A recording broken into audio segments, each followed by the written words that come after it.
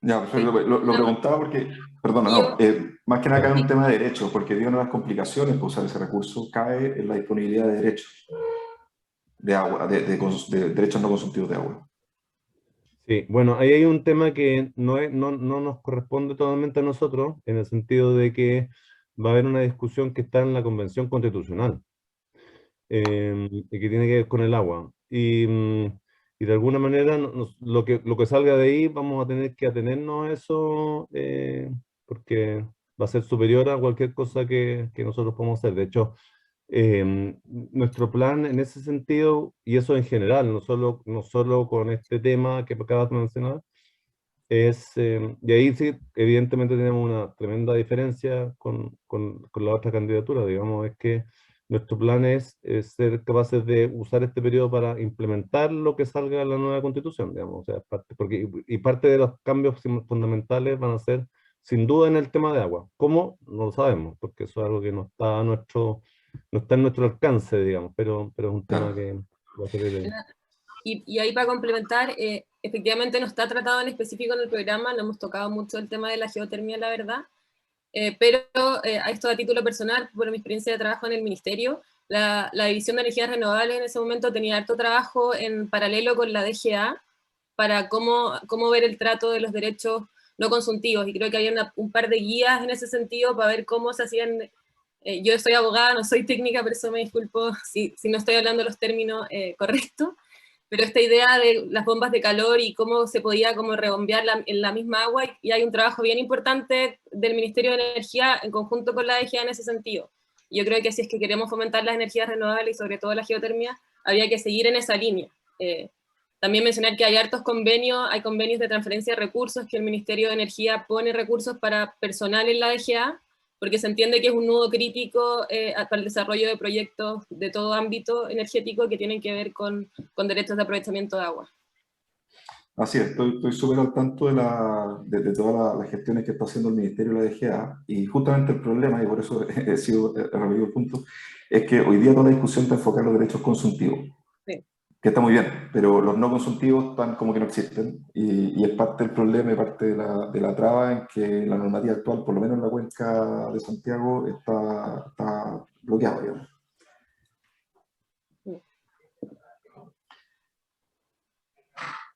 Pero bien, qué bueno que quieran seguir empujando el trabajo que se está haciendo hoy día entre el Ministerio de la DGA. ¿Hay otra mano arriba, parece? Sí, Andrés Jara de Pares y Álvarez. Bueno, gracias Fernanda y Claudio por estar presentes aquí con AusCham. Sí, mi consulta va en relación al desarrollo del mercado del hidrógeno verde, o el desarrollo del hidrógeno verde en Chile. Mi consulta es si dentro del programa qué se tiene pensado hacer en términos del apoyo. ¿Van a dejar un poco que solamente actúen las fuerzas del mercado para el desarrollo del hidrógeno verde, las iniciativas privadas?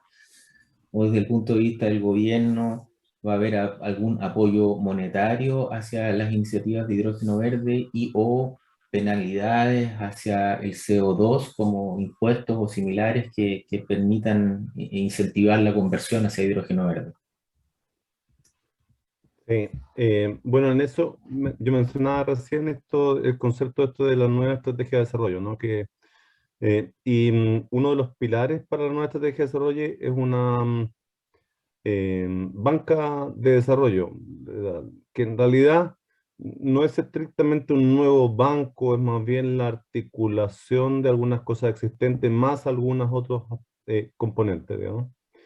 La idea de esta banca de desarrollo es justamente que sea capaz de apoyar proyectos a los cuales se opine, que en el fondo se acuerde que son proyectos que permiten avanzar en el crecimiento económico, pero también en otras dimensiones del país. En ese sentido, efectivamente nuestra idea no es que esto quede solamente a ver cómo evoluciona el mercado, sino ser un actor junto con los privados en este proceso, junto con los privados y también con la sociedad civil. A eso creo que también para nosotros es importante por varios motivos. Uno, el evidente de que en el fondo el requerimiento de participación para efectos de una democracia, la importancia de la participación de la gente en el desarrollo, pero también algunos bien prácticos, como por ejemplo que en la medida que la gente participa y se siente informada y confía más, cree más, y por tanto también es más, muchas veces los proyectos son más factibles, más fáciles de realizar porque tienen menos oposición. Entonces, de alguna manera, lo que se busca es articular el trabajo del sector público con el del sector privado, de tal manera de lograr los mejores resultados y también trabajar ahí junto con la sociedad civil. Para nuestro entender, si uno mira, por ejemplo, esto es básicamente, en esto no es muy distinto de lo que están haciendo todos los demás países, o sea, lo que está haciendo Alemania, en el fondo ellos miran cuáles son sus especificidades y están desarrollando, invirtiendo dinero ahí. El punto obviamente es que nosotros no tenemos los mismos niveles de recursos, eso es evidente. Entonces también parte de la reflexión que vamos a tener que hacer conjuntamente con todos los actores es dónde invertir. Y dónde invertir va a tener que ver no solamente con desarrollar el negocio propiamente tal, sino que con desarrollar básicamente, usando la palabra en un sentido real, el país, o sea, es decir, donde haya beneficios para las personas, donde haya mejores empleos, donde hayan trabajos de calidad, en el fondo donde haya sostenibilidad, mejor inversión en el entorno, etcétera, etcétera. No se trata solamente de el desarrollo de un negocio que a veces ha sido un poco lo que ha ocurrido, ¿cierto? No siempre, pero en alguna medida ha habido desarrollo de algunos negocios que van donde la gente va quedando un poco atrás del desarrollo de este negocio. Y la idea es que esto sea realmente una estrategia de desarrollo en su sentido integral.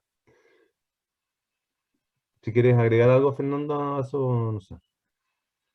Sí, yo tomando el punto de avanzar en descarbonización, en nuestro programa está incluido el tema de avanzar en impuestos verdes específicamente. La idea es subir y que el precio refleje realmente, o al menos a estar a estándares internacionales, y también sacar las distorsiones, porque todos los impuestos verdes cuando fueron pensados, fueron en la reforma tributaria de Michelle Bachelet, fueron pensados con un fin meramente recaudatorio, y no realmente verde. Entonces queremos evitar estas distorsiones que se generan principalmente en el mercado eléctrico en términos de energías renovables, que no afecte el orden de despacho y que no sea repartido y asumida la carga también por centrales de energía renovable. Sí. Eso es lo que tenemos pensado en materia de impuestos verdes. Yo creo que ese punto es bien importante. No lo mencioné recién, pero lo que pasa es que nuestro principio fundamental ha sido los impuestos verdes se van a aplicar en la medida que puedan tener un impacto en conducta, que puedan generar un cambio. Si solamente van a significar un gasto o un castigo, digamos, adicional o un gasto adicional para algún sector, no se puede hacer, digamos, con fines recaudatorios, pero no el objetivo. Nuestro objetivo es que los impuestos verdes se apliquen cuando vayan generando estos cambios. Esto implica que probablemente, un poco lo que mencionaba Fernanda recién, pero también, por ejemplo, es lo que acabamos de mencionar respecto al tema, por ejemplo, de los combustibles, ¿cierto? En el fondo que haber un cambio en las reglas de tal manera que las personas que lo pagan, que todas las personas lo paguen, no solamente las personas naturales que lo pagan hoy día generalmente, que las empresas también, etcétera. Entonces se va a ir avanzando en ese sentido, pero siempre y cuando se tengan los mecanismos para que estos cambios de los impuestos generen efectivamente cambios en comportamiento. Eso. Si nosotros miramos la recaudación, por ejemplo, del impuesto digamos que está puesto a las termoeléctricas, no ha cambiado radicalmente, entonces eso no debería ser así, pues si estuviera funcionando uno debería ver que quería estar bajando la recaudación, en el fondo, porque estamos realmente generando menos emisiones, pero no ocurre eso, entonces si eso es así, no significa que no está jugando el rol de impuesto verde. Puede ser recaudatorio, pero no su rol verde, digamos. Y nosotros Gracias, Claudio. queremos que los impuestos verdes sean verdes. Gracias. Jimena López de Aucham, por favor. Claudio y Fernanda, ustedes hablaban de el tema de que como gobierno no se tiene mucho, o sea, no se tiene toda la plata necesaria para invertir en distintos proyectos. Ahí se podrían apoyar en lo que es las empresas, o sea, empresas en la inversión extranjera, que están muy interesadas en hacer cosas acá. Y o sea, lo otro, te habla mucho del tema de las comunidades. Aquí, por lo menos en la empresa que están en la Cámara, el tema comunidad es un tema primordial. En la mayoría de los proyectos no se parte sin antes hacer consultas comunitarias. Hay un trabajo muy importante.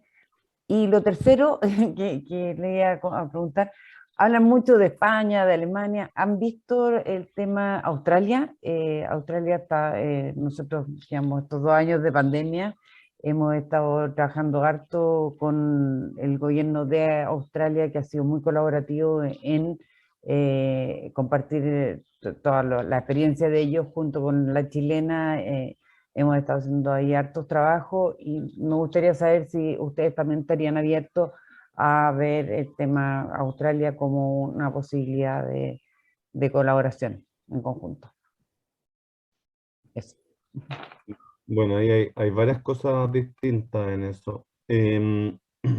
Respecto al caso de Australia, en el caso de energía, en algunos temas hemos visto, pero se vio más un poco cuando se habló de minería. El caso australiano, también a propósito del tema del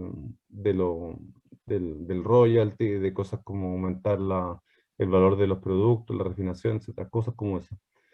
Por cierto que nos interesan todas las experiencias, sobre todo todas las experiencias que hayan sido positivas y que hayan permitido desarrollo económico y desarrollo social y ambiental paralelo, digamos, que eso es lo que nosotros estamos buscando, que el crecimiento económico vaya de la mano con el desarrollo en general del país.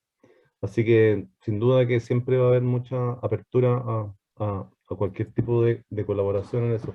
Y como decía, nuestra intención es tener una relación un poco no sé si distinta, pero un poco más de como partenariado con el sector privado, un poco más asociación, sin suplantarlo, digamos, pero sí tener alguna relación un poco más de ser mentalmente como un poco socio. Em, Respecto al otro, bueno, a las comunidades, bueno, ya lo mencionamos, la importancia que tiene para nosotros, pero tiene que ver también, por ejemplo, el tema de la descarbonización y de ir tan rápido o de tratar de ir lo más rápido posible, es porque en el caso, me refiero al carbón en particular, es porque el carbón está localizado en Chile en 6 o 7 comunidades bien particulares que han sido muy perjudicadas históricamente, en beneficio probablemente de todos los demás chilenos, pero esas comunidades han sido muy perjudicadas. Entonces queremos hacer todo un esfuerzo para que haya una cierta, digamos, reparación, digamos, en esas comunidades. Nos interesa muchísimo lo que se llama la zona de sacrificio, ¿cierto?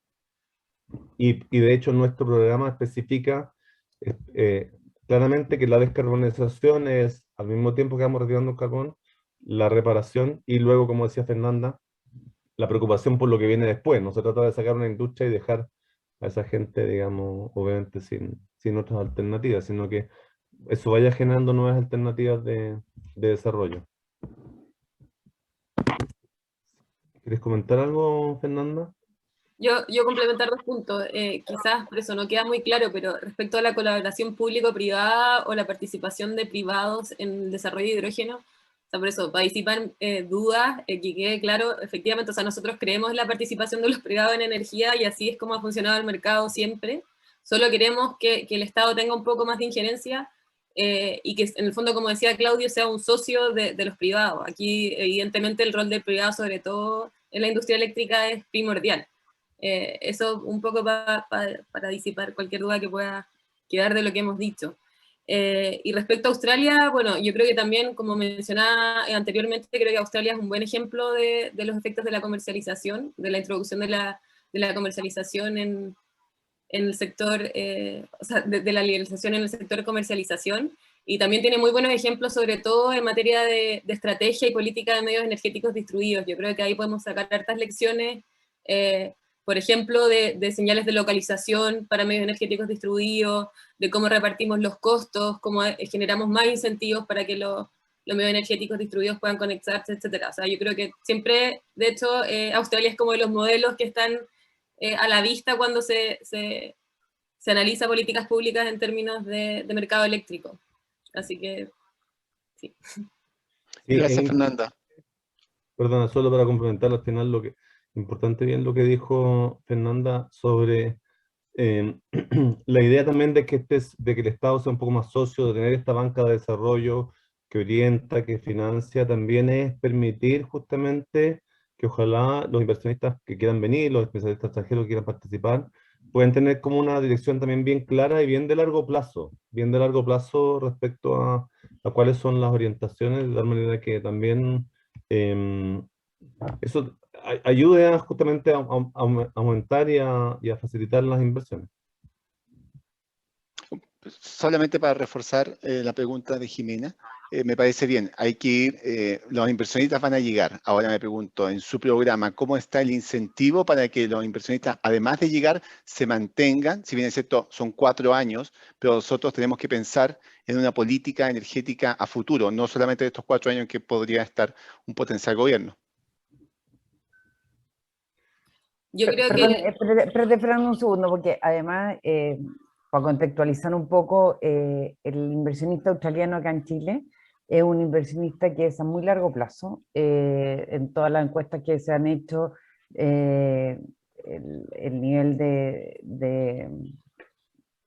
o sea, en el fondo el inversionista australiano es un inversionista que viene a 30, 100 años, o sea, en el fondo es mucho por el tipo de inversión que hace. Entonces, precisamente, complementando lo que dice Cristian, es un gran tema para esta Cámara. Yo creo, voy a tomar la palabra, yo creo que el principal incentivo en el fondo para mantener las inversiones es la certeza regulatoria.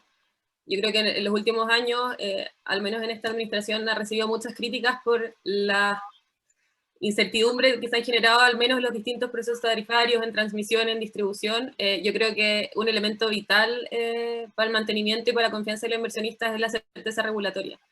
Y eso va muy de la mano con el fortalecimiento de la institucionalidad, no, como mencionaba, no en términos de orgánica, legal o normativa, sino en términos de gestión.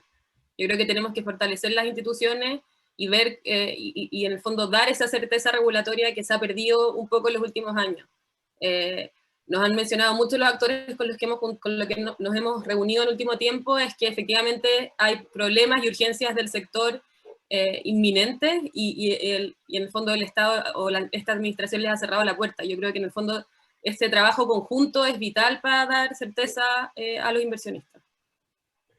Sí, quiero volver un poco sobre lo que comenté al principio, esta idea de que el cambio regulatorio tiene que ser una visión bien integral, justamente porque es de largo plazo, que nosotros hemos ido haciendo cambios un poco parches, ¿no? Que hemos ido cambiando algunas cosas y bueno, siempre es necesario obviamente hacer algunos ajustes, eso es evidente, pero en el fondo la idea justamente de esta mirada más larga es que poder hacer una reflexión integral sobre los cambios que necesita nuestro sistema para el futuro, es decir, para este mundo que viene, para el mundo que está empezando ahora, el mundo de la transición energética en el fondo que está comenzando ahora.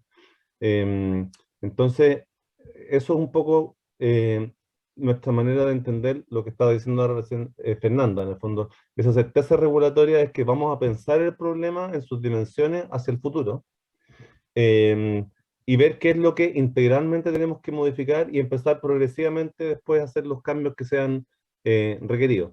Creo que eso es una característica de nuestro planteamiento, objetivos ambiciosos, anticipación y desarrollo gradual, en el fondo. Una vez que uno sabe a dónde quiere llegar y tiene una ambición clara hacia hacia lo que queremos aspirar, podemos ir progresivamente avanzando hacia allá y eso yo creo que es lo que va a permitir que los actores tengan esta certeza junto a esta visión también de plan, ¿no? Las estrategias también, pero como por ejemplo lo que decía, son de alguna manera más dúctiles, entonces también tener un plan más claro, una hoja de ruta más clara, también va a ayudar a que los inversionistas puedan saber, y además porque el Estado va a poner recursos, digamos, por nuestra banca, la banca de desarrollo quiere ser partícipe de esto. Entonces, significa que también va a estar poniendo sus recursos ahí donde quiere, hacia donde quiere orientar la acción. Entonces, yo creo que esas tres señales, digamos, una visión más de plan, digamos, una visión de metas con procesos y la visión de los recursos que pone el Estado son los que deberían, a nuestro entender, dar la garantía para todos los inversionistas de que esto no va a estar cambiando cada 4 años, digamos, o no sustantivamente. Siempre hay cambios que hay que hacer, evidentemente.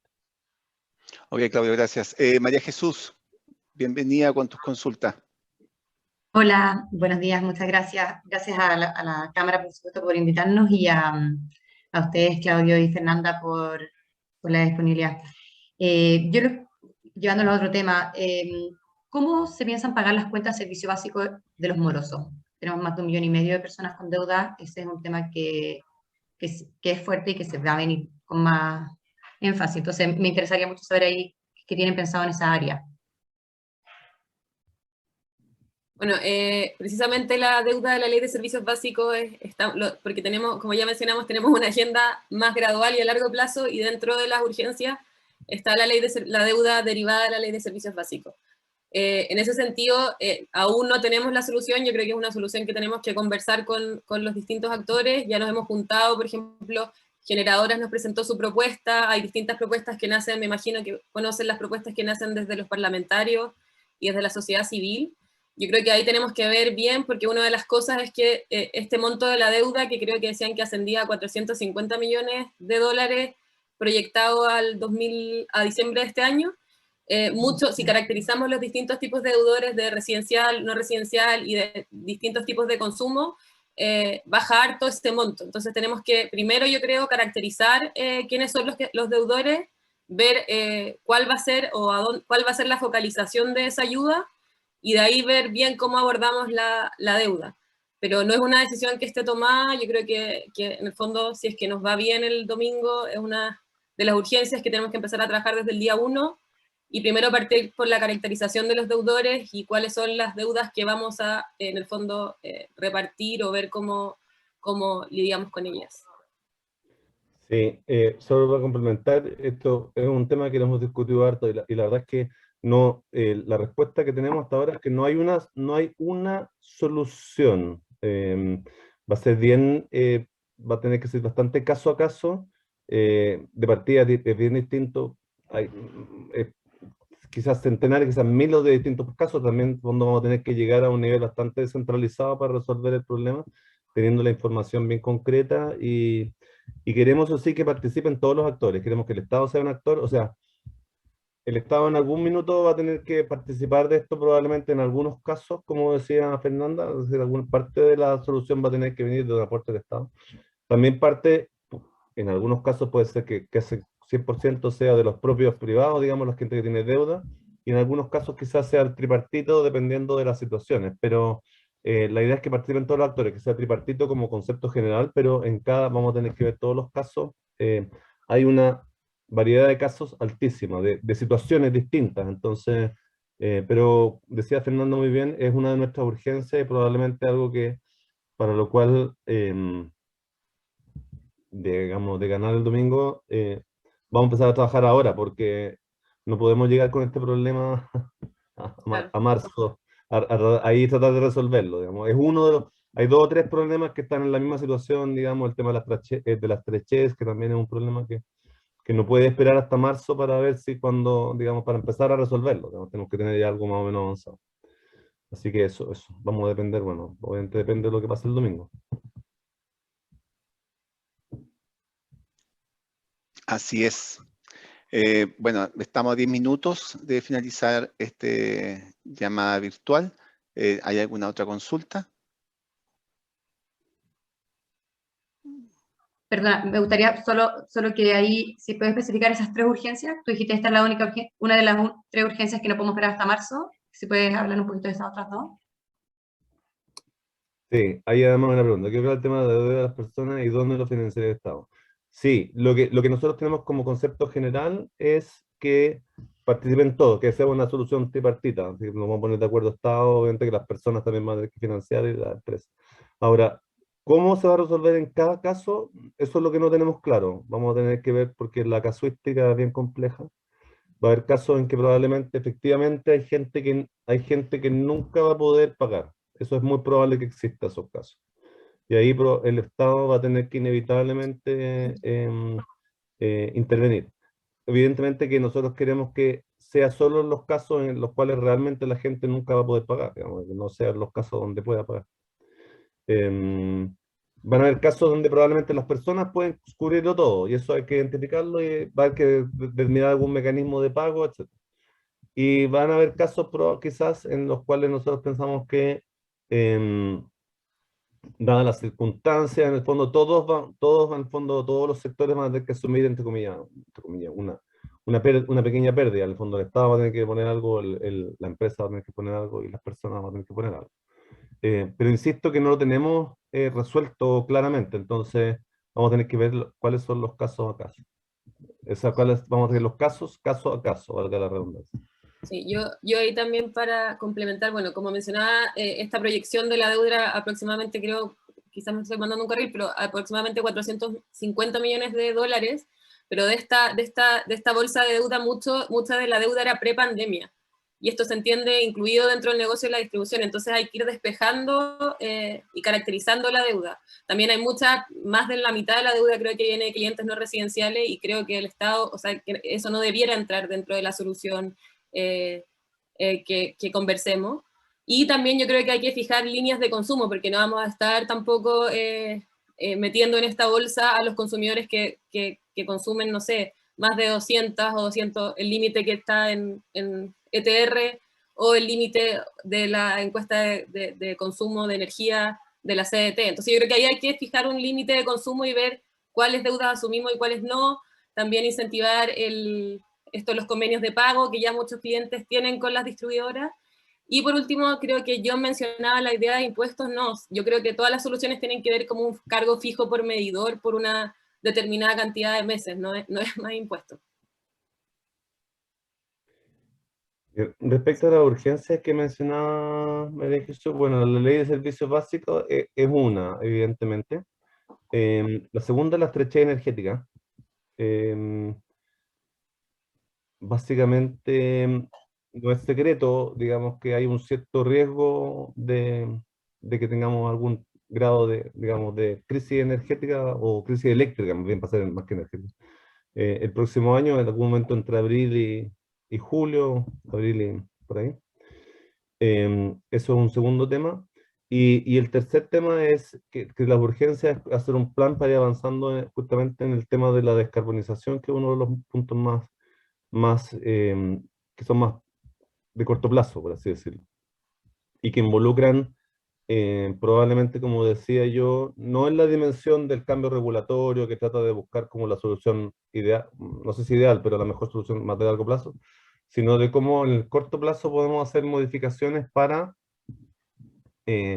facilitar eso, por ejemplo, la instalación de más almacenamiento, si podemos en el fondo quizás mejorar las licitaciones para que se consideren los costos de tanto de transmisión de alguna manera asociados a la nueva generación, etc., cosas como eso. Si vamos a también tener cosas como, por ejemplo, hablando de seguridad eléctrica, como ¿cómo se llama? Gestión de demanda y desconexiones, si en fin, ese tipo de cosas son las urgencias mayores que tienen que estar resueltas. O sea, no sé si resueltas, pero por lo menos tenemos que avanzar lo más rápido posible porque van a ser cosas que van a estar, digamos, va a ser bastante... O sea, ya por ejemplo, en el caso de descarbonización, ya con las 3Ches, también súper vinculados, ya se está pensando en volver a usar las termoeléctricas a carbón. Entonces, desde el punto de vista de esas comunidades, esto es un tema bien nefasto. Entonces, también hay que pensar cómo lo vamos a hacer para tratar de no tener que caer en eso de nuevo. ¿Sí? Hay un par de preguntas más. Fernando Flores de Territoria, por favor. Sí, tenía una pregunta en relación a los impuestos asociados a emisiones y que lo plantean que van a ser graduales. ¿Cómo hacer para que esto no se traslade finalmente el costo de todas las personas de igual manera? En el fondo, ¿qué incentivo tiene una empresa o una industria en particular que se le va subiendo de forma gradual ese impuesto a simplemente ir subiendo los precios a todos, porque a todos se les va a subir ese costo y simplemente se traslada, versus empezar a optar o invertir en alternativas limpias, digamos. Sí, los impuestos verdes en particular no son parte de por así decirlo, de la reforma tributaria que se está considerando en estricto rigor. La reforma tributaria que se está considerando tiene la idea de los impuestos verdes, pero digamos, la reforma recaudatoria está pensada, ¿cierto?, con el impuesto, bueno, el royalty minero, estos impuestos particulares al 1% más rico, algunas cosas de evasión, ilusión, etc. Entonces, el plan un poco respecto a los impuestos verdes es, nuevamente, ponerlos en una dimensión temporal, es decir, anticipar que, por ejemplo, nosotros vamos a tener una proyección de más o menos cómo debe ir evolucionando el mercado en términos de, o cómo puede ir evolucionando el mercado en términos de ingresos de renovables. Entonces la idea es que en el fondo en algún minuto nosotros podemos decir, mira, ya se puede ingresar tanto teniendo las regulaciones adecuadas y por tanto en ese minuto el impuesto debería empezar a aparecer, de tal manera que no queden rezagados, que siguen aprovechando de alguna manera el hecho de que hay una especie de, entre comillas, subsidio implícito al carbono. Pero nuevamente la lógica es esa, no evitar que los impuestos verdes tengan fines recaudatorios. O sea, evidentemente si no se hacen las inversiones, bueno, se va a recaudar, pero la idea es que se haga un cambio y que eso genere el incentivo para moverse a los renovables. Entonces, eso es un poco la visión, planificación con cierta anticipación de cómo va a ser la evolución del impuesto. Y podría, por ejemplo, juntarse con como trasladar el costo, el que ensucia paga y el que no ensucia recibe, digamos, en el fondo que hay una relación entre estos consumidores de energía en la cual se beneficia al limpio, digamos, y se castiga al sucio, pero con los mismos fondos de alguna manera que vayan fluyendo y no, como dices tú, con fines recaudatorios. Bueno, la legislación chilena no permite el earmarking, por lo tanto no podríamos hacer eso hoy día, pero sí un poco en paralelo la idea es favorecer el desarrollo de las renovables, como decía Fernando también, generación particular en generación distribuida y cosas así, a través de mecanismos regulatorios y por tanto las tarificaciones que correspondan. Y en paralelo anticipar este sistema de tributo para ir castigando en el fondo, aquellos que pudiendo dar el paso no lo hagan, en el fondo. Eso es un poco el objetivo. Ahora, ¿esto puede cambiar la Constitución? No, todavía no lo sabemos, pero por ahora no se puede. Por ahora Yo ahí no se solo puede. para complementar lo que decía Claudio, si bien proponemos esta subida gradual del impuesto, yo creo que lo principal, o lo más inmediato, es sacar estas distorsiones que tiene este impuesto verde en el mercado eléctrico, principalmente en desmedro de las energías renovables, que es principalmente por el despacho y por esta repartición de los impuestos en todas las generadoras. Yo creo que esa es como una de las prioridades que tenemos en el programa. Gracias. Diego, ya nos queda pocos minutos, pero Diego. Sí, no sé si nos queda mucho tiempo, pero para aterrizar bien la pregunta y para que no sea necesaria una respuesta tan larga. Comentaban de esta transición energética que ya partió y que va a ser cada vez más acelerada. Y parte de lo que, en el fondo, gran parte de ese partido se va a jugar también en generación distribuida, considerando los tiempos que requieren todo el sistema de transmisión, la línea Quimarlo Aguirre, etcétera. ¿Hay algún eje en particular en tema de generación distribuida que tengan dentro de sus planes, dentro de sus propuestas?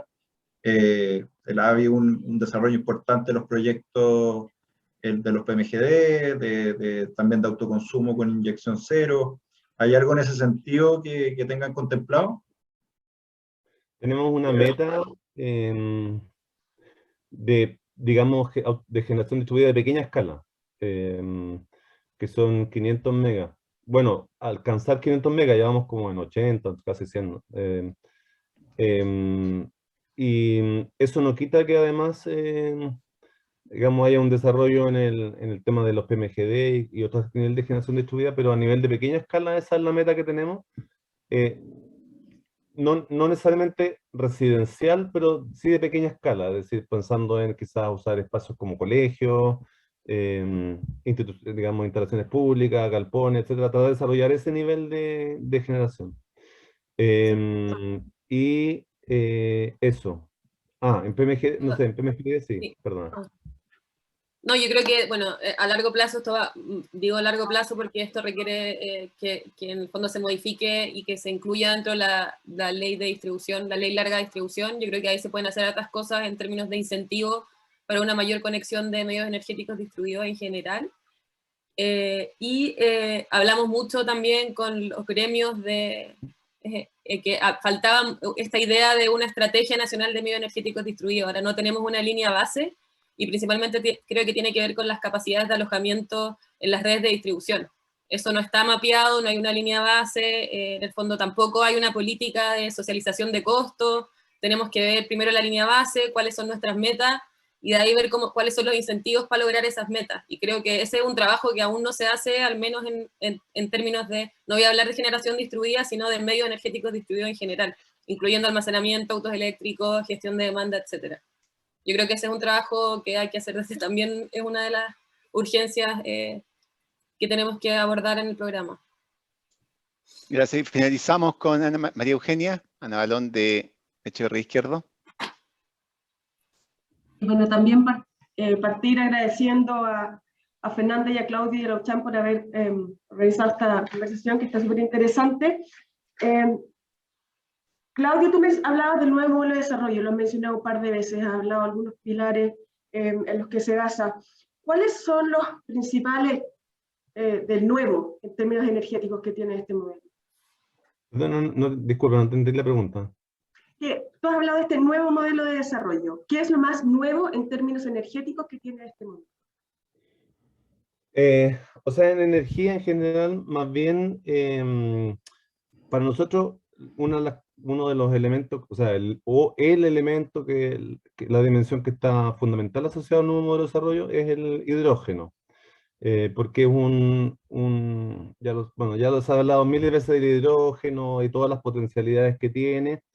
El nuevo modelo de desarrollo es dos cosas. Uno, desde el punto de vista de como su resultado, la idea es que signifique que al mismo tiempo que hay crecimiento económico, se beneficia a las personas, se beneficia al medio ambiente, se beneficia a la sociedad. Eso es como un poco desde el punto de vista del resultado.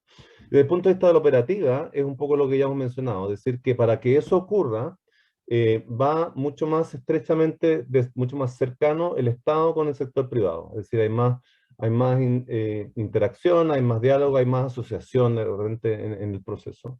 Evidentemente, el Estado de alguna manera tiene que tomar el interés público y ponerlo sobre la mesa en este proceso, pero la idea es ir encontrando la manera en que es que el sector privado puede ser un activo partícipe de ese proceso de desarrollo. Entonces, para nosotros el hidrógeno verde es uno de los evidentes. Ahora, en el sector energético, hay todo un mundo, y por eso mencioné el punto de la investigación y desarrollo, de otras formas de generación energética. Hablemos de geotermia, también podemos hablar de las energías marinas, etcétera, que están en estudio hoy día, y en las cuales eventualmente también pueden ser oportunidades para Chile. Y queremos ser un poco más, como Estado queremos ser menos pasivos, queremos ver, bueno, podemos participar, ¿qué podemos hacer? Como dije, el objetivo es aumentar la inversión, ojalá más, pero la inversión en investigación y desarrollo de 0,3 a 1 más o menos de aquí a 4 años. Eso es el gasto más o menos público, que igual es bastante bajo, y hacerlo de manera mucho más integrada. Nuevamente, la idea esto de como de articular, ¿no? En el fondo, no que sea cada uno que está haciendo su proyecto separadamente, sino que ver cómo podemos articular los diferentes proyectos, por ejemplo, de las universidades, tenemos estos centros de... olvidé el nombre, pero centros tecnológicos, digamos, tienen otro nombre, se me olvidó, perdón, que también puede ser un espacio para que Chile, por ejemplo, tiene ciertas características del laboratorio natural en muchas cosas. Entonces, ahí hay oportunidades.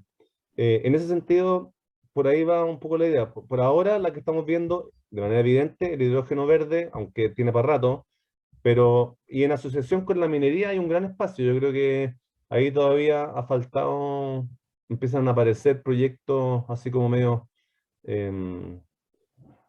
hiperambiciosos, pero de repente a lo mejor en la minería se puede hacer algo mucho más concreto, en un plazo un poco más corto y de beneficio para todas las partes. Así que un poco por ahí va nuestra idea. No sé si Fernanda quieres agregar algo al respecto ahí. No, lo dijiste todo.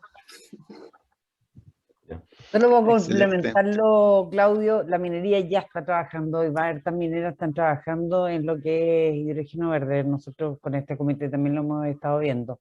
Y un poco, nosotros representamos a Australia y podemos, te puedo comentar que en Australia el tema público-privado es fundamental, como lo hemos podido ver en muchas cosas que hemos estado haciendo.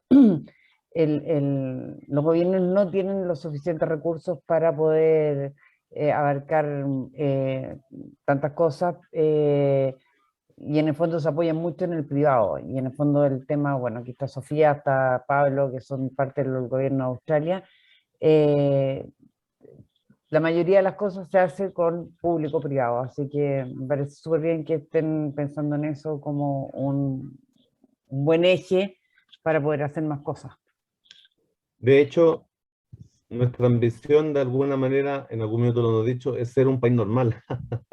En todos los países eso es así. En todos los países que nosotros nos imaginamos como desarrollados, eso es la norma, digamos, que hay una relación estrecha entre el sector público y el privado, justamente donde se articulan capacidades, donde en el fondo el interés público lo recoge el sector público y lo trabaja junto con el sector privado para ver cómo el privado puede aportar a ese interés público. Entonces, nos parece que ese es nuestro objetivo. A veces decimos que el nuevo modelo de desarrollo en realidad es un mal nombre porque es nuevo para nosotros, pero en realidad para el mundo es como es lo más común, en realidad. Entonces, un poco ahí, pero bueno, pero es el nuevo modelo desde el punto de vista nuestro, por lo menos, que pensar menos todo por separado y más integradamente las cosas.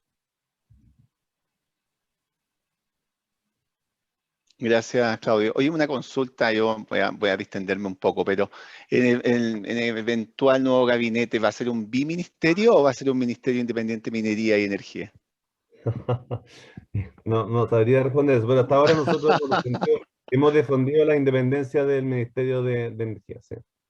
Hemos defendido, porque el argumento en general, lo hemos discutido internamente, ha sido que tiene en sí mismo una gran carga, una gran responsabilidad, y nos parece que llega tan poco como ministerio, digamos, que sería un poco absurdo tratar de anularlo y de quitarle un poco la crítica que tenemos nosotros también a eso, a como se ha hecho en algún poco en los últimos años, así, es justamente de que se le ha quitado fuerza un poco al ministerio en su capacidad y se ha perdido un poco en,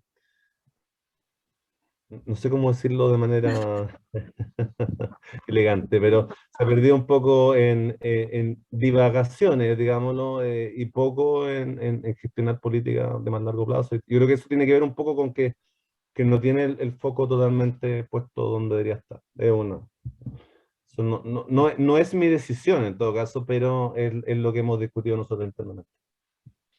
Gracias, Sí, yo creo Claudio.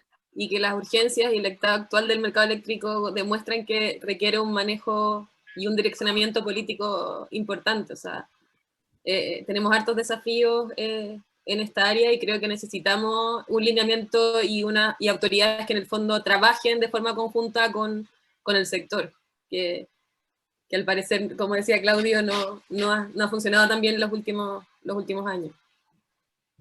Dentro de su programa de gobierno, ustedes mencionan directamente a ENAP como un socio colaborador para el desarrollo de estos conceptos de descarbonización. Cuéntame un poco ahí cómo ha sido hasta el día de hoy la comunicación, cómo nace esta incorporación de dos entes, tanto ENAP, pero también hace mención a Codelco. ¿Nos pueden compartir un poco qué sucede ahí? En cuanto a ENAP, básicamente lo que nosotros hemos planteado es que evidentemente el petróleo va de salida. Por lo tanto, me parece evidente que no puede pensarse en una empresa nacional del petróleo para los próximos 50 años. Creo que eso no requiere mucha reflexión para darse cuenta de eso. Ya en hace ¿cuántos? Unos 7, 8 años hubo un intento de una propuesta de transformar una empresa nacional de energía, ¿cierto? Que de alguna manera ocupe espacios que no están cumpliendo los privados, que ayuda a generar un poco más de competencia en algunos aspectos también. Nosotros vamos a ir un poco esa línea, aprovechando lo que NAP ya hace. NAP ya está en el sector eléctrico, por ejemplo, de hecho ya es una actora. Tiene capacidades, mostró sus capacidades también en algunos proyectos como los gasoductos, o sea, pero ¿cómo se llama? El gas natural licuado, etc. Entonces, la idea nuestra es no crear nuevas instancias, sino que en el fondo empezar ese giro progresivo que es inevitable finalmente en ENAP. O sea, ENAP no podría ser una empresa más de petróleo durante... De hecho, todas las empresas de petróleo del mundo yo creo que se están transformando en empresas de energía. Entonces, sería un poco absurdo ir contra la corriente en ese sentido. Así que por ahí va nuestra visión. Es un proceso, evidentemente ellos tienen una función crítica en temas de refinación, clave. Eso tienen que mantenerlo por ahora y hacerlo bien, y ojalá ojalá mejor, todo lo que se pueda. Cumplen algunas funciones que se pueden mejorar, por ejemplo, en el tema del mercado del gas licuado de petróleo, ¿cierto? Pero finalmente la idea es un poco ir a eso, hacia una empresa que sea un poquito más de energía, o sea, que empiece a balancear todas las dimensiones de la energía y que cumpla el rol que puede cumplir. O sea, que ocupe un espacio, nuevamente la idea es nunca suplantar al sector privado, sino ocupar ese espacio que a veces no está ocupado o que requiere apoyo, o que requiere las asociaciones, ¿cierto? El caso del GNL es un buen ejemplo, digamos, donde fue la capacidad de juntar una empresa pública con todo el respaldo que eso significaba, lo que permitió la toma de riesgo, etcétera, de todos los actores. Entonces, un poco seguir en esa misma línea y aprovecharlo, que es la idea. Y ahí, Cristian, también, bueno, también hay que ser como delicados en cómo tratamos con ENAP, porque toda la modernización del gobierno corporativo de ENAP hace que en el fondo el directorio esté mucho, o sea, en el fondo fuera de la contingencia política del momento. Entonces, claramente con un directorio independiente hay que conversar y hay que, en el fondo, también llegar a acuerdos. No es como la clásica empresa pública que en el fondo el Ministerio de Energía podía mandatar lo que hacía, sino que en el fondo ahí tenemos que ver y conversar para llegar a los acuerdos o a las sinergias que están en el programa, yo creo. Y que también van en la línea con el plan estratégico de ENAP. Exacto. O sea, la idea es, como decía bien Fernanda, es evidentemente aprovechar este gobierno corporativo que también ha permitido mayor transparencia, también ha permitido en el fondo un cierto direccionamiento de más largo plazo, para ir haciéndola progresivamente, introduciendo la idea de que esto es una empresa que requiere vincularse al mundo que viene, y eso me parece que es una cosa que es natural y ese va a ser un proceso, pero va a ser un proceso evidentemente, como bien decía Fernanda, donde no hay una intervención directa, porque eso es todo el sentido de que tenga un gobierno cooperativo independiente, de que en el fondo de que no se pueda manipular a través desde el gobierno con algún objetivo muy puntual los resultados de nada. Eso es justamente lo que no queremos hacer. Gracias. En las últimas semanas, bueno, hace 2, 3, no, a principios de diciembre leí un artículo referente a la sequía. Quiero tocar un punto acá, que vamos a hablar del agua. El agua, que está muy vinculada con el hidrógeno, el agua que hoy día visualizamos que es una gran necesidad en el norte. ¿Cómo ven ustedes dentro de su programa el tema de las plantas desaladoras? Creo que hoy día es un mecanismo de producción de este elemento, en el cual el gobierno tiene que tener un papel fundamental en generar subsidios o ver inversiones asociadas. Hoy día habitualmente relacionamos una planta desaladora a una industria minera. ¿Cómo visualizan ese tema de la planta desaladora, el tema de sequía hoy día la sequía está bajando aún más, estamos llegando, el artículo que estaba leyendo, estaba hablando en Valdivia, una cosa que no se imagina que en Valdivia va a haber sequía, pero capaz que hubo un déficit a los años anteriores. Bueno, yo tengo entendido que la superintendencia, bueno, no es mi área de expertise, aquí también puede que me tire un carril, pero la Superintendencia de Servicios Sanitarios ya ha decretado situación de escasez hídrica para consumo humano, para la sanitaria, ya creo que en Antofagasta y va por Coquimbo. Entonces, claramente tiene que haber una política nacional de desaladoras. Hemos visto que hay como buenas sinergias entre proyectos de energías renovables y desaladoras, quizás es un área que podríamos explorar más y seguir en esa línea, porque evidentemente, como tú dices, esto va a ser gradual y probablemente cada región va a tener que tener este tipo de instalaciones, y ahí tenemos que ver cómo lo hacemos más eficiente y limpio, y en el fondo... Pero por eso no es algo, tampoco es algo que tenga que ver con energía, pero desde energía podemos ver esa sinergia que te mencionaba. Les dejo planteado otro tema para esto mismo, que ayer lo vimos en el Comité de Sustentabilidad. Ojo con las aguas grises, es un tema súper importante y que se habla muy poco. Y que está, perdón, y agrego eso, y que está muy poco regulado y se les podría sacar mucho más provecho. Sí. Yo me disculpo, pero me voy a tener que ir en 2 minutos, pero quería terminar comentando un poco respecto al tema del agua, porque está dentro del programa de infraestructura. Nuevamente, con respecto a infraestructura, tenemos una visión que podríamos llamar de una cierta inmediatez, en el sentido de que muchas veces hemos planificado grandes proyectos de infraestructura, grandes embalses, y al final terminan demorando 10 años, 20 años, 30 años, se demoran eternamente. Y cuando se instalan ya no funcionan como se esperaba que funcionan, digamos, porque se han demorado tanto, ha cambiado tanto el clima, qué sé yo. Entonces, dentro del programa de infraestructura tenemos, por ejemplo, soluciones puntuales de microembalse o de pequeños embalses para soluciones para lugares, soluciones puntuales y específicas para tratar de enfrentar la sequía en el corto plazo. Y respecto al tema en particular de la desalación, ahí hay, bueno, varias ideas, pero más bien a lo que apuntamos es, más allá de estas soluciones puntuales, estoy hablando de los problemas puntuales donde hay que enfrentar quizás y donde podría haber inversiones incluso públicas eventualmente, o a través de concesiones para el tema de desalación. Pero el punto sería como en el más largo plazo, nuevamente un poco lo mismo, o sea, más allá de estas cosas puntuales, pensar en cuál es la solución, pensando en la crisis climática. Nosotros tenemos la crisis climática como un eje transversal del programa, y una de las cosas que justamente se ha discutido mucho cuando se habla de infraestructura es que mucha de la infraestructura se diseña, se piensa, pero no se está incorporando plenamente el tema de la crisis climática y los cambios que vienen a futuro. Entonces, en el tema de desalación, yo creo que es un tema que lo vamos a ver más integralmente, pero que en el programa de infraestructura está pensado como con soluciones de corto plazo por ahora. Al igual, por ejemplo, que en logística. En el fondo, el plan de infraestructura de logística es cómo tratar de aumentar en 20 o 30% de la velocidad de carga en los próximos 4 años para, en el fondo, cumplir ciertas metas. No en cómo solucionar todos nuestros problemas logísticos, que tenemos bastante, tenemos varios, digamos, sino cómo ir avanzando en una infraestructura más resiliente y solucionar problemas bien puntuales. Es un poco así como estamos enfrentando la infraestructura por ahora, básicamente, un poco por la urgencia de estos problemas.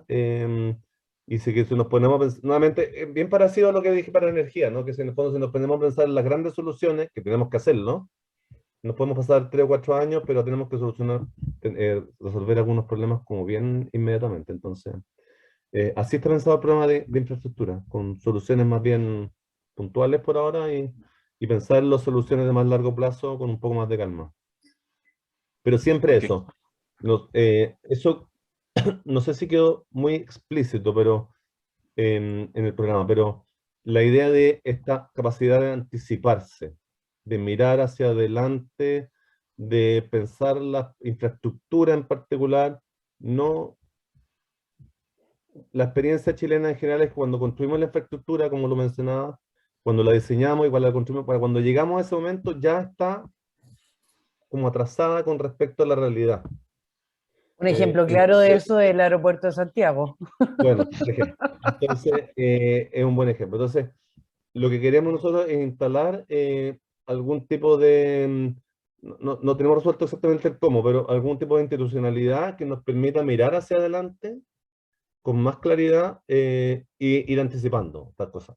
Y eso es parte de lo que hablamos de esta cosa de largo plazo, pero como eso va a tomar tiempo y hay cosas que no pueden esperar, partimos por las cosas puntuales que sí podemos hacer ahora. Ok, muchas gracias. Hay una consulta acá. A ver, Pablo, si tú me puedes ayudar con la consulta que levanto. Voy a tener que dejar a Fernanda porque no puedo llegar tarde a esto que tengo que llegar. Me disculpan, los voy a tener que dejar. Que tengo una reunión que tengo que moverme presencialmente, entonces si no, no llego. Entonces, Gracias, Claudio. Gracias, Claudio. pero los dejo en buenísimas manos, así que, y les agradezco el tiempo de la conversación, espero que haya sido útil para todos ustedes. Y bueno, ya veremos qué pasa de aquí la próxima semana.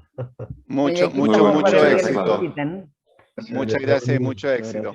Gracias. A ver, hay una consulta, pero es un poco técnica, no sé si acá nos podría ayudar. No sé si, Paula, tienes ahí que es una consulta que levantó Sofía, que lo dejó escrita. Decía qué opina con respecto a un mercado de carbón, Emission Trading Scheme, versus un impuesto al carbón. Uno técnicamente puede incentivar la reducción de emisiones más que el otro. Bueno, ahí, o sea, para ser sinceros, no hemos hablado, solo hemos hablado de impuestos verdes, no hemos tenido la discusión de un mercado de carbono. Y yo creo que hay que ver bien la experiencia internacional, ver, no ha funcionado mucho a nivel europeo, hay que ver cómo se hace. Yo creo que por eso hay ya una discusión más a largo plazo que habría que dar y ver cuál es el mecanismo más efectivo para acompañar el proceso y el plan de descarbonización que queremos trabajar desde el día 1.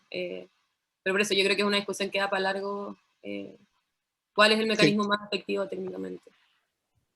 Sí, yo solamente quería reforzar un tema. Hemos hablado hoy día, o cuando hablamos de hidrógeno verde, tenemos que entender que el hidrógeno verde es un vector energético. ¿Okay? No es que el hidrógeno verde se va transformando. Y hoy día mucho de la industria, en particular la industria minera, está desarrollando cambios de matrices energéticas fósiles a esta nueva matriz que es y creo que ahí es donde los programas o el programa futuro, en caso de un eventual gobierno, es visualizar esos puntos positivos, porque muchas veces la minería se visualiza como algo negativo, pero creo que es importante destacar este esfuerzo que están desarrollando la industria minera a convertir un green copper, como un cobre verde, un green steel, que es o green iron, que es el acero verde, pero creo que son motivaciones que el gobierno debe poner énfasis y destacar y también potenciar. Hoy día un inversionista cuando llega a un país o una industria local asociada a minería, creo que es un ítem importante a evaluar y a considerar eventual cualquier gobierno que se encuentre en desarrollo. Porque como dije, ustedes van a estar 4 años y después continuamos con estos temas. Hoy día es una visión futurista estos temas de hidrógeno y la transición energética. ¿Alguno otro tiene alguna consulta? Si no, para ir yo dando un cierre ceremonioso, dándole la máxima éxito y parabienes a Fernanda. No hay más preguntas. No hay más preguntas. Bueno, a ver, para dar cierre, quiero agradecer a Fernanda y a Claudio por esta invitación, independiente de lo que suceda el día próximo domingo. Siempre estarán bienvenidos a esta cámara y a Auchan en particular a compartir, a desarrollar, a difundir estos temas energéticos que hoy día están siendo muy potenciados a nivel local como también internacional. Y no solamente hablemos de hidrógeno, también hay otras energías renovables para desarrollar. Los invito, en caso de un éxito el próximo domingo, a ver esta visión no cortoplacista, insisto, no podemos visualizar esto en 4 años, sino que también dejar una bandera, un hito con el desarrollo de una transición energética favorable. Mucho de lo que se visualiza hoy día en redes sociales es un grupo muy millennial que son habitualmente los que van a visualizar y van a ver a futuro estos cambios que se iniciaron, digamos, hace, no sé, 10, 15 años atrás, cuando empezábamos recién viendo a las PV Solar acá en Chile como algo eventual, pero hoy día ya estamos desarrollando, gracias a las PV Solar, estamos desarrollando hidrógeno verde, lo cual es el futuro. Y vamos a ir más a futuro a tener un e-fuels que nos va a transportar en vehículos, buques, aviones, lo cual sería muy beneficioso y vemos un potencial futuro cambio del cobre al hidrógeno, particularmente en Chile. A todos les deseo unas muy felices fiestas, feliz Navidad, creo que este es el último webinar que tenemos del año, así que Bien. muchísimas gracias a todos y que tengan muy... ¿Quieres dar la palabra, Jimena? Te la paso finalmente. No, nada más agradecerles a todos por haber participado hoy día, creo que estuvo muy bueno. Bueno, y estamos aquí para lo que necesiten y ojalá poder seguir conversando estos temas siempre es enriquecedor e importante. Así que muchas gracias, Fernanda, gracias a todos y cualquier noticia vamos comentándola. ¿Ya? Yo solo para despedirme, señalar último mensaje, bueno, si nos va bien el domingo, tal como ya hemos mencionado y ha sido como repetido muchas veces la conversación, para nosotros es muy importante la colaboración público-privada y por eso nosotros vamos a empezar, o sea, la idea es empezar a trabajar porque como ya mencionamos hay muchas urgencias y temas que deben ser tratados que no pueden esperar a marzo, así que las puertas están abiertas para, no sé, si quieren tener una conversación para plantearnos sus inquietudes o sus urgencias particulares, etcétera. Están muy bienvenidos y en el fondo es lo que nosotros necesitamos también, insumos para ir alimentando la discusión de política pública. Así que Excelente iniciativa, Fernanda. Creo que ahí Sofía Pereira, que no está, pero es la persona con la cual podemos negociar también con Pablo. Pablo también está muy abierto a presentar iniciativas y a trabajar en conjunto. Muchísimas gracias, Fernanda. Que estés bien. Muy buenas tardes a todos. Muy buen día. Adiós.